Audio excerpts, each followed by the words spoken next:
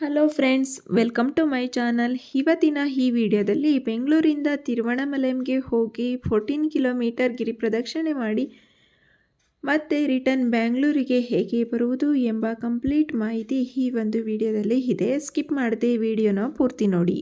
ತುಂಬ ಜನಕ್ಕೆ ತಿರುವಣ್ಣಾಮಲೈ ಗೊತ್ತಿರುತ್ತೆ, ಸ್ವಲ್ಪ ಜನಕ್ಕೆ ಗೊತ್ತಿರಲ್ಲ. ಗೊತ್ತಿಲ್ಲದೆ ಇರೋರಿಗೆ ಹೇಳ್ತಾ ಇದ್ದೀನಿ. ನಿಮಗೆ ಪಂಚಭೂತಗಳು ಗೊತ್ತು. ಆ ಪಂಚಭೂತಗಳಲ್ಲಿ ಒಂದಾದ ಅಗ್ನಿಲಿಂಗನೇ ಇಲ್ಲಿರುವಂಥ ಅರುಣಾಚಲೇಶ್ವರ. ಇಲ್ಲಿಗೆ ನೀವು ನೆನೆಸ್ಕೊಂಡ್ರೆ ಹೋಗೋಕ್ಕಾಗಲ್ಲ. ಆ ಅರುಣಾಚಲೇಶ್ವರ ನೆನೆಸ್ಕೊಂಡ್ರೇ ನೀವು ಇಲ್ಲಿ ಬರೋದಕ್ಕಾಗುತ್ತೆ. ಈ ದೇವಸ್ಥಾನಕ್ಕೆ ಬಂದು ಅರುಣಾಚಲೇಶ್ವರನ ದರ್ಶನ ಪಡಿಬೇಕು ಅಂತ ನೀವು ಅಂದ್ಕೊಂಡಿದ್ರೆ ಬೆಂಗಳೂರಿಂದ 220 ಕಿಲೋಮೀಟರ್ ದೂರ ಆಗುತ್ತೆ. ಬಸ್ ಫೆಸಿಲಿಟೀಸ್ ತುಂಬ ಇದೆ. Direct bus. ನೀವು ಆರಾಮಾಗಿ ತಿರುವಣ್ಣಾಮಲೈ ಬಸ್ ಸ್ಟಾಪಲ್ಲಿ ಬಂದು ಇಳ್ಕೊಂಡು ಅಲ್ಲಿಂದ 1 ಕಿಲೋಮೀಟರ್ ನೀವು ನಡ್ಕೊಂಡು ಹೋದರೆ ದೇವಸ್ಥಾನನ ರೀಚ್ ಆಗ್ತೀರಾ.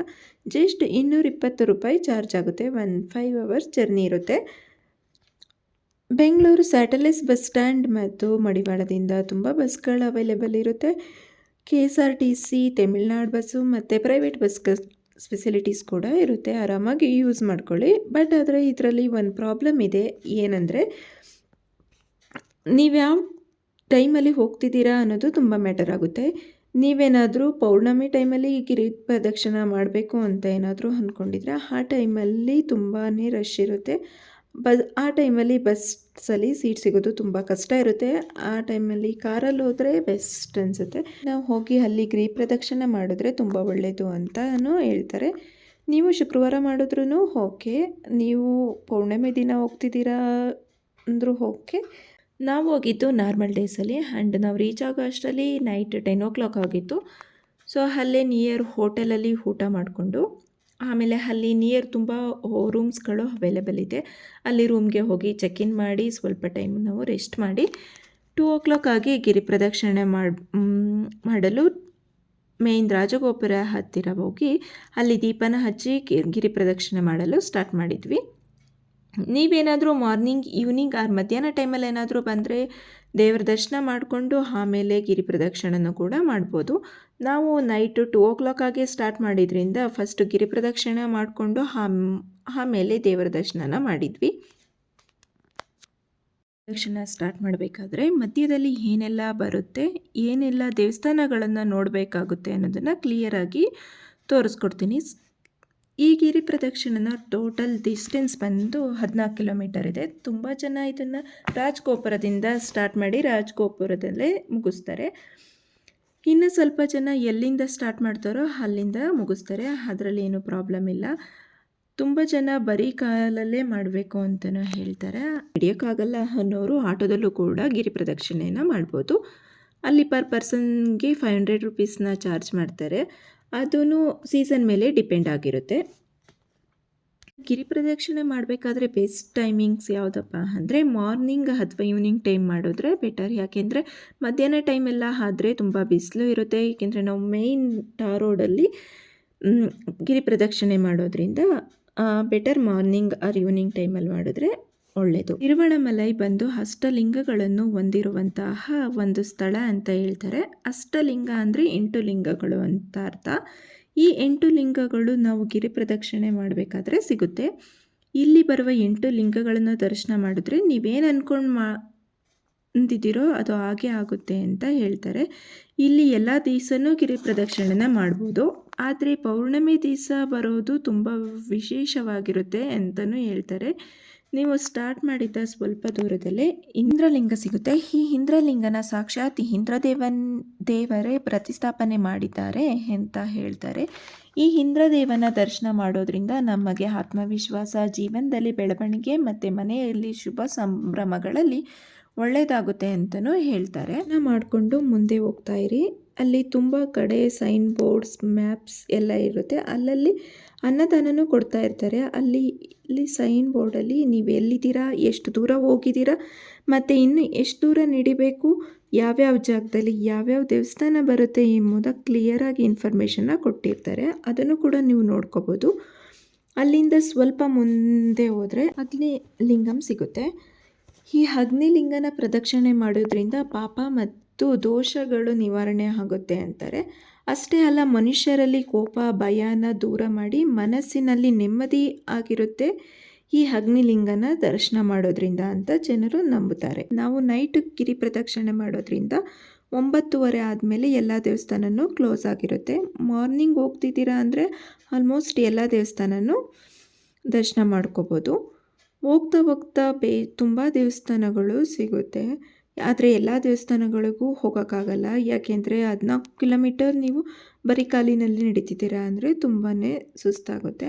ಅದರಿಂದ ಅಷ್ಟಲಿಂಗಗಳನ್ನು ಮಾತ್ರ ನೋಡ್ಕೊಂಡು ಹೋದ್ರೂ ಒಳ್ಳೆಯದು. ಬೇರೆ ದೇವಸ್ಥಾನಗಳಿಗೆ ಕೈ ಮುಕ್ಕೊಂಡು ಹೋಗ್ತಾಯಿರಿ.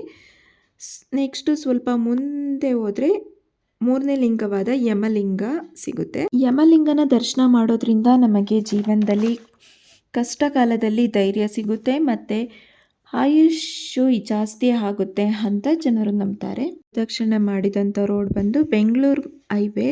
ಇಲ್ಲಿ ತನಕ ನಾವು 3 ಕಿಲೋಮೀಟರ್ ಕಂಪ್ಲೀಟ್ ಮಾಡಿದ್ದೀವಿ. ಇಲ್ಲಿಂದ ಲೆಫ್ಟ್ ಹೋದರೆ ಗಿರಿ ಪ್ರದಕ್ಷಿಣೆ ಮಾಡೋಕ್ಕಂತಲೇ ಒಂದು ರೂಟ್ ಹಾಕಿರ್ತಾರೆ. ಇದು 12 ಕಿಲೋಮೀಟರ್ ತನಕ ಈ ರೂಟಲ್ಲೇ ಹೋಗಬೇಕಾಗುತ್ತೆ. ಈ ರೂಟಲ್ಲಿ ಯಾವುದೇ ಥರ ಟ್ರಾಫಿಕ್ ಇರಲ್ಲ. ರೋಡೂ ತುಂಬ ನೀಟಾಗಿರುತ್ತೆ. ಅದರಿಂದ ಈಸಿಯಾಗಿ ನಡ್ಕೊಂಡು ಹೋಗ್ಬೋದು. ಫಾರೆಸ್ಟ್ ಏರಿಯಾ ಅನ್ನೋದ್ರಿಂದ ಸೈಡಲ್ಲಿ ಕಾಡು ಪ್ರಾಣಿಗಳನ್ನು ನೋಡೋಕ್ಕೆ ಚಾನ್ಸ್ ಸಿಗ್ಬೋದು. ಆದರೆ ನೀವು ಹೋಗೋ ಟೈಮ್ ಮೇಲೆ ಡಿಪೆಂಡ್ ಆಗಿರುತ್ತೆ.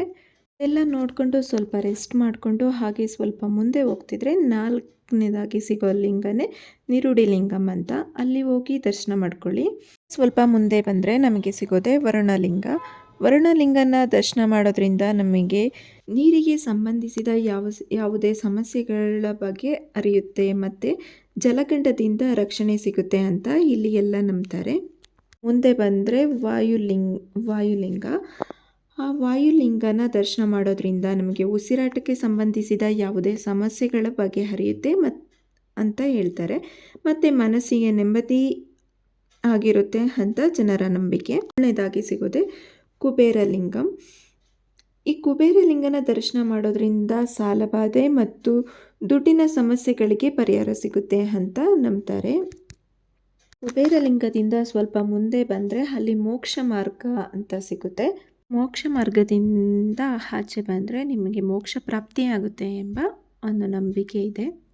ಮುಗಿಸ್ಕೊಂಡು ಸ್ವಲ್ಪ ದೂರ ಮುಂದೆ ಹೋದರೆ ಮೇಯ್ನ್ ರೋಡ್ ಸಿಗುತ್ತೆ. ಅಲ್ಲಿ ನೀವು ರೈಟ್ ತಗೊಂಡು ಸ್ವಲ್ಪ ಒಳಗಡೆ ಹೋದರೆ 8ನೇ ಲಿಂಗವಾದ ಈಶಾನ್ಯ ಲಿಂಗ ಸಿಗುತ್ತೆ.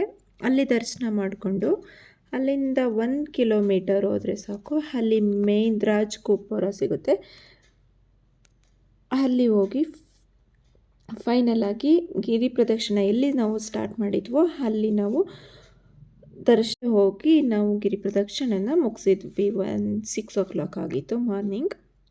ದೇವಸ್ಥಾನಕ್ಕೆ ಹೋಗ್ತಾ ಇದ್ದೀವಿ. ಅಲ್ಲಿ ದೇವಸ್ಥಾನಕ್ಕೆ ಹೋಗಿ ಅರುಣಾಚಲೇಶ್ವರನ ದರ್ಶನ ಮಾಡೋಕ್ಕೂ ಮುಂಚೆ ಚಿತ್ರಗುಪ್ತನ ದೇವಸ್ಥಾನ ಸಿಗುತ್ತೆ. ಕೇಳಿಸ್ಕೊಳ್ಳಿ, ಚಿತ್ರಗುಪ್ತನ ದೇವಸ್ಥಾನ ತುಂಬ ಕಡೆ ನೀವು ನೋಡಿರಲ್ಲ. ಅಲ್ಲಿ ಯಾವ ಥರ ನೀವು ಕೈ ಮುಗಿಬೇಕಂದ್ರೆ ಚಿತ್ರಗುಪ್ತನ ಎದುರುಗಡೆ ನಿಂತ್ಕೊಂಡು ನೀವು ಕೈ ಮುಗಿಬಾರ್ದು. ಅಲ್ಲಿ ಸೈಡಲ್ಲಿ ಒಂದು ಬಾಗಿಲು ಇರುತ್ತೆ. ಅಲ್ಲಿ ಹೋಗಿ ನಿಮ್ಮ ಬೇಡಿಕೆಗಳನ್ನು ಬೇಡಿಕೊಂಡು ಬರಬೇಕಾಗುತ್ತೆ. ಅಲ್ಲಿಂದ ಸೀದಾ ಹೋಗಿ ಅರುಣಾಚಲೇಶ್ವರನ ದರ್ಶನ ಮಾಡಿಕೊಂಡು ಬಂದು ಅಲ್ಲಿ ಸ್ವಲ್ಪ ಟೈಮು ಕೂತ್ಕೊಂಡು ಬಂದ ತಕ್ಷಣ ನಿಮಗೆ ಪ್ರಸಾದ ಕೊಡ್ತಿರ್ತಾರೆ. 10 ರೂಪಾಯಿ ಚಾರ್ಜ್ ಮಾಡ್ತಾರೆ. ಪೊಂಗಲ್ ಮತ್ತು ಪುಳಿಯೋಗರೆ ಕೊಡ್ತಿರ್ತಾರೆ.